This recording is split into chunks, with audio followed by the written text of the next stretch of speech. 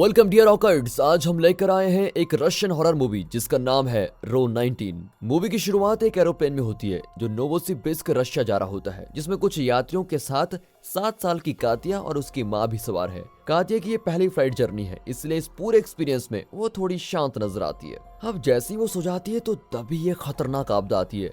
Plane का एक engine खराब हो जाता है, जिसकी वजह से प्लेन में अब बिल्कुल क्रैश होने वाली स्थिति बन गई है। जब कातिया उठती है तो उसको अपनी माँ कहीं नजर नहीं आती और वो घबरा जाती है, लेकिन वो देखती है कि एक अनजान बूढ़ी औरत उसके पीछे से कुछ अस्पष्ट मंत्रों का जाप कर रही है। अगले ही पल पायलट प्लेन से पूरा कंट्रोल खो देता है और इस वजह से ये क्रैश हो जाता है। सभी यात्री जो उस प्लेन में सवार थे मारे जाते हैं, लेकिन वो छोटी लड़की कातिया चमत्कारी ढंग से बच जाती है। इसके बाद सीन सीधा इस घटना के 20 साल बाद दिखाया जाता है। कातिया उस सदमे से निकल चुकी है और उसकी एक बेटी भी है जिसका नाम डायना है। काटिया एक साइकियाट्रिस्ट की जॉब करती है। एक दिन कुछ रिपोर्टर्स काटिया को एक पार्क में घेर लेते हैं और उस भयानक दिन के बारे में उससे फिजूल के सवाल पूछने लगते हैं। वो जानना चाहते हैं कि जहां से बचना नामुमकिन था वहां से काटिया कैसे बच गई। हालांकि एक अर्जेंट मीटिंग का हवाला देकर काटिया वहां से निकल जाती है। अगली रात दोनों माँ बेटी अपने रिलेटिव से मिलने के लिए मॉस्को जाने वाले प्लेन में सवार हो जाते हैं। मौसम के खराब होने के बावजूद भी वो प्लेन में सवार हो जाते हैं और खराब मौसम की वजह से प्लेन में कुछ यात्री सवार होते हैं। इसी दौरान काटिया का एलेक्सी नाम के एक हैंडसम जवान लड़के के साथ परिचय होता है। वो उसके सामान रखने में मदद करता है और सामने बैठ जाता है। अब प्लेन के टेक ऑफ की तैयारियां चल रही होती है और काटिया उस अजनबी के साथ खुलने लगती है, लेकिन तभी उसको अपने पीछे एक हंगामा सुनाई देता है। वहाँ पर एक बूढ़ी औरत इस मौसम में ये यात्रा नहीं करना चाहती, इसलिए वो फ्लाइट अटेंडेंट से उसको जाने देने को कहती है, जबकि उसका हस्बैंड उसको रोक रहा होता है। अब काटिया एक साइकियाट्रिस्ट होने की वजह से तुरंत एक्शन में आ जाती है और उस बूढ़ी औरत को शांत करती है। फिर अपनी सीट पर जाने से पहले वो उस बूढ़ी औरत को तनाव दूर करने के लिए कुछ पिल्स भी देती है। दूसरी तरफ हमें मिलाया जाता है आगे की रो में बैठे 2 यात्रियों से। उनमें से एक अमीर बिजनेसमैन है जिसका नाम निकोलाई है और दूसरा एक स्केच आर्टिस्ट है जिसका नाम पावेल है, जो कि एक नशेड़ी लगता है।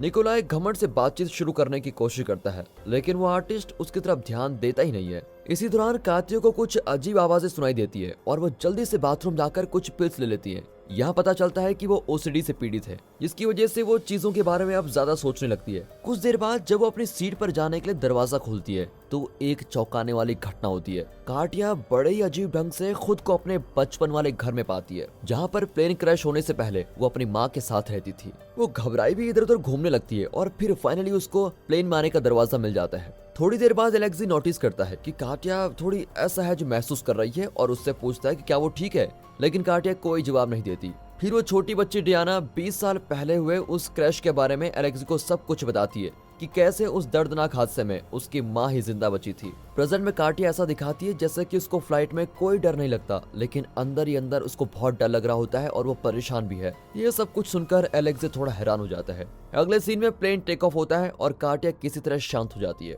उसके बाद वो एलेक्सी से बातचीत करना चालू कर देती है, जहां एलेक्सी उसको बताता है कि वो एक वॉर रिपोर्टर है। वो दुनिया के लगभग सभी वॉर जोन की यात्रा कर चुका है। बदले में काटिया भी उसको अपने साइकियाट्रिस्ट वाले जॉब के बारे में सब कुछ बताती है।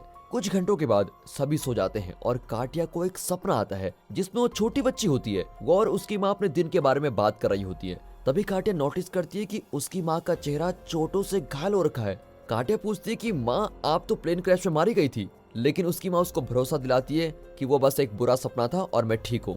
इन सब के बाद अचानक उसकी माँ पागल सी हो जाती है और तभी काटिया प्लेन में जाग जाती है।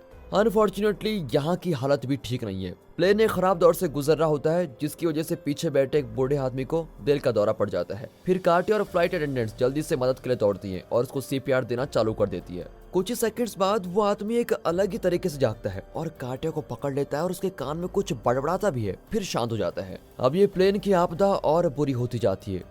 तभी काटिया चारों तरफ नजर घुमाती है तो नोटिस करती है एक अनजान काला हाथ एक सीट के पीछे छुपा हुआ है। तभी अचानक वो बूढ़ा आदमी अपनी आखिरी सांस लेता है और मर जाता है। अब जितने भी यात्री प्लेन में होते हैं सभी कंफ्यूज होते हैं कि ये हो क्या रहा है। सभी फिर अपनी सीट पर जाने पर मजबूर हो जाते हैं। अब शरीर में ऑक्सीजन की कमी की वजह से काटिया धीरे धीरे बेहोश होने लगती है। फिर जैसे ही वो जागती है तो सब कुछ नॉर्मल हो जाता है। काटिया तुरंत एलेक्सी के पास जाती है और उसे बताती है कि वो बूढ़ा आदमी वही शब्द उसके कान में बोल रहा था जो कि 20 साल पहले उस तबाह हुई फ्लाइट में उस बूढ़ी औरत ने उसके कान में बोले थे जब वो छोटी बच्ची थी। इसका मतलब उस औरत ने उसे मरने का श्राप दिया था और उसी वजह से ये सब कुछ हो रहा है।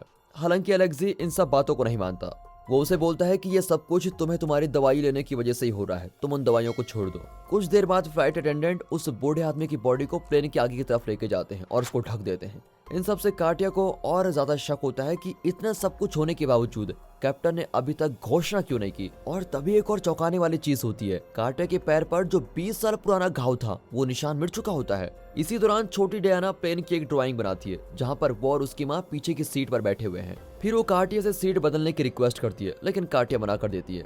इस पूरे टाइम एक अजीब काला साया प्लेन की चारों तरफ दिखाई देता रहता है। मौसम के लगातार खराब होने की वजह से फ्लाइट अटेंडेंट घोषणा करती है। वो बताती है कि प्लेन नोवोसिबिर्स्क में इमरजेंसी लैंडिंग करेगा, जहां 20 साल पहले काटिया जा रही थी जिस समय वो प्लेन क्रैश हुआ था। इसी दौरान अमीर बिजनेसमैन निकोला के जूतों पर एक अजीब लिक्विड गिरने लगता है और वो बड़ा ही गुस्सा हो जाता है कि हो क्या रहा है। फिर वो स्मोकिंग करके खुद को शांत करने की कोशिश करता है, लेकिन जैसे ही वो लाइटर जलाता है वो अजीब सा लिक्विड पूरी आग पकड़ लेता है और उसको लपटों में घेर लेता है। काटिया और बाकी यात्री तुरंत उसकी हेल्प करने आते हैं, लेकिन जब तक कि वे आग को बुझाते निकोलाई पूरी तरह 3rd डिग्री जल चुका होता है। जब फ्लाइट अटेंडेंट्स उसको फर्स्ट एड देने की कोशिश करते हैं तभी काटिया का ध्यान अपनी बेटी की तरफ जाता है, लेकिन पहले की तरह उसे सिर्फ वही अजीब सा काला साया उन सीटों के पीछे नजर आता है। तभी अचानक काटिया को एक और सपना आता है जहां वो 24 घंटे पहले पहुंच जाती है।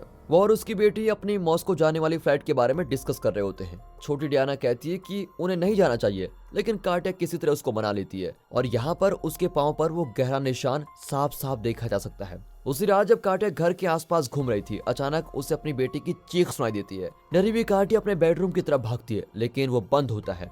काटिया जल्दी से डोर खोलने की कोशिश करती है और तभी वो अपने सपने से बाहर आ जाती है। अब प्रेजेंट में दिखाते हैं तो डायना भागती भी उसके पास आती है और बताती है कि मम्मी आप कहाँ चले गई थी। और फिर काटिया अपनी लापरवाही के लिए उस छोटी सी बच्ची से माफी मांगती है। तभी वहाँ पर अलेक्सी आता है और निकोलाई को बचाने के लिए काटिया की हेल्प मांगता है। थोड़ी देर बाद वे निकोलाई का इलाज करना शुरू कर देते हैं। उसके सांस लेने वाले अंग बंद हो जाते हैं, इसलिए काटिया ध्यान से उसके सर को ऊपर की तरफ करती है। इससे उसको थोड़ी राहत मिलती है। उसके बाद जब वो अपने हाथ को साफ कर रही होती है तो वो अलेक्सी को बताती है कि मेरा वहम बहुत गंभीर हो गया है, मैं रियलिटी और इमेजिनेशन के बीच बहुत कंफ्यूज हो गई हूँ। यहाँ दिखाते हैं तो पावेल किसी चीज का स्केच बनाने में लगा हुआ है और खुद बड़बड़ा रहा होता है। ऐसी सिचुएशन में उसको इतना बेफिक्र और बेपरवाह देकर काटिया अपना आपा खो देती है और उसे बुरा भला सुनाने लग जाती है। हालांकि तभी अलेक्सी उसको कहता है कि तुम्हारी बेटी तुम्हें देख रही है। फिर वो चुप हो जाती है। अचानक वो जला हुआ आदमी यानी कि निकोलाई कुछ वर्ड बोलते हुए अपने फोन तक पहुंचने की कोशिश करता है। तभी पावेल जल्दी से उसका फोन बाहर निकालता है और उसे उसकी फैमिली की फोटो दिखाता है और इसको देखकर निकोलाई अपनी आखिरी सांस लेता है। अब प्लेन में सवार हुए 2 आदमी मर चुके थे। अब काटिया पावेल के पास जाती है और थोड़ी देर पहले उसने जो बिहेवियर किया था उसके लिए माफी मांगती है। बदले में पावेल उसे बताता है कि कभी कभी मैं ड्राइंग बनाते टाइम खो जाता हूँ।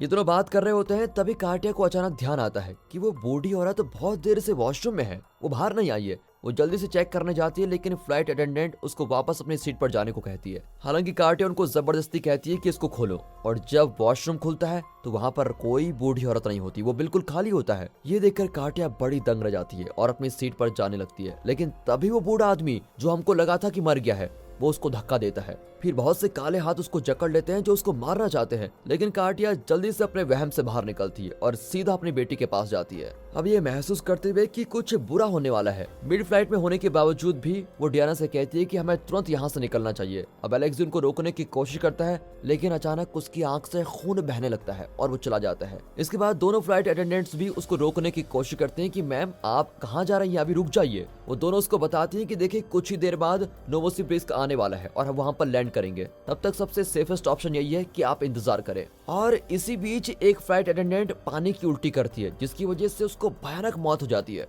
अब डरी हुई काटिया पावेल के पास जाती है और उसकी स्केच बुक छीन लेती है।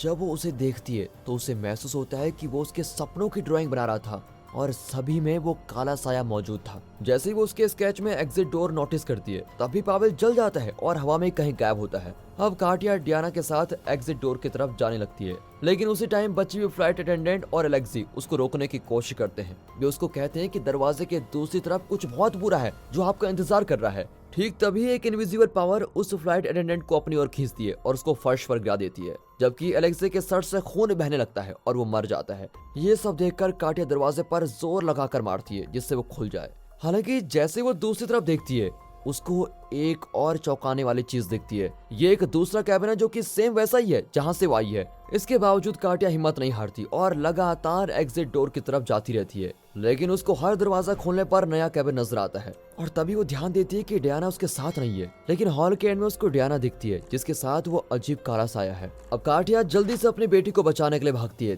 तभी स्लो मोशन में टाइम होने लगता है और फिर हमें पता चलता है कि जो हम देख रहे थे, जो ये प्लेन में हो रहा है, ये सब कुछ रियल नहीं है। काटिया अभी भी बच्ची है और उसी शापित प्लेन में है जो कि कुछ ही देर में क्रैश होने वाला है और आग के लपटों में खत्म होने वाला है। वो बूढ़ी औरत जिसके बारे में काटिया को हमेशा ये लगा कि वो बुरी है, असल में वो तो प्रे कर रही थी कि काटिया सोती रहे। वो नहीं चाहती कि ये छोटी लड़की इस तबाही को देखे। अब काटिया के लिए टाइम धीरे धीरे चलने लगता है और वो फ्यूचर के बारे में सोचने लगती है, जहाँ वो अभी भी जिंदा है। उसके पास सब कुछ है, एक अच्छी जॉब, एक प्यारी बेटी और सबसे जरूरी रहने के लिए एक सेफ माहौल। हालांकि प्लेन तेजी से जमीन की तरफ बढ़ रहा होता है। छोटी काटिया उठने की कोशिश करती है क्योंकि वो मरना नहीं चाहती, इसलिए वो बूढ़ी औरत काटिया को छोड़ देती है और अब उसका नसीब उसके हाथ में होता है। इसके बाद बड़ी काटिया आखिरी बाय बोलने के लिए अपनी बेटी के पास जाती है। हक करने के बाद डायना अपनी माँ से अपने चारों तरफ के माहौल को ध्यान से याद करने को बोलती है। इसका मतलब यहाँ अभी भी बचने का रास्ता हो सकता है। ठीक तभी काटिया उन फोटो को याद करती है जिन्हें थोड़ी देर पहले उसकी बेटी ने बनाया था। इसमें दिखता है कि वो दोनों लास्ट रो यानी कि रो 19 में थे। अगले सीन में हमें 20 साल पहले वाले उस शापित प्लेन में ले जाया जाता है। हैरानी की बात तो ये होती है कि वो सभी लोग जिनसे काटिया फ्यूचर में मिलने वाली थी, वो भी इस प्लेन में दिखते हैं। अचानक बूढ़े आदमी को दिल का दौरा पड़ता है तो काटिया की माँ उसको चेकअप करने के लिए जाती है। कुछ देर बाद जब प्लेन क्रैश होने वाला होता है, छोटी काटिया उठती है और रो 19 की तरफ जाने लगती है। रास्ते में वो अपनी माँ और एलेक्सी को भी साथ ले लेती है। एलेक्सी उन्हें रो 19 में बिठाने में मदद करता है, लेकिन इससे पहले कि वो खुद भी बैठता, एक धमाका उसकी जान ले लेता है। जल्द ही प्लेन एक झील में गिरता है और बहुत सारे टुकड़ों में बिखर जाता है। ऐसा लगता है कि कोई भी जिंदा नहीं बचा होगा, लेकिन चमत्कारी ढंग से काटिया और उसकी माँ दोनों जिंदा होती हैं। छोटी लड़की की तेज सोच की वजह से वो दोनों सेफ हैं। सिर्फ रो 19 ही प्लेन में एक ऐसी जगह थी जो तबाह नहीं हुई है। वे खुशी के आंसू रोने लगते हैं और साथ ही भगवान का शुक्र अदा करते हैं कि उनको लाइफ में दूसरा चांस मिल गया है। और इसी के साथ ये मूवी यहाँ पर खत्म होती है। हाँ दोस्तों, ये मूवी बड़ी ही उलझन में थी, आपको इसको समझने में शायद थोड़ा मुश्किल रही होगी। दोस्तों, ऐसी एक मूवी सजेस्ट करना चाहता हूँ जहाँ पर पैसेंजर 1989 में बैठते हैं और सीधे लैंड होते हैं 2089 में। आखिर ये कैसे, तो देखने के लिए देखिए मिलेनियम मूवी। बाकी अगर आपको वीडियो अच्छी लगी हो, मूवी अच्छी लगी हो, एक्सप्लेनेशन अच्छा लगा हो, वीडियो को लाइक कर दें, चैनल को सब्सक्राइब कर दें। बाकी मिलते हैं अगली वीडियो में, तब तक के लिए गुड बाय, अपना ख्याल रखिएगा and finally thanks for watching.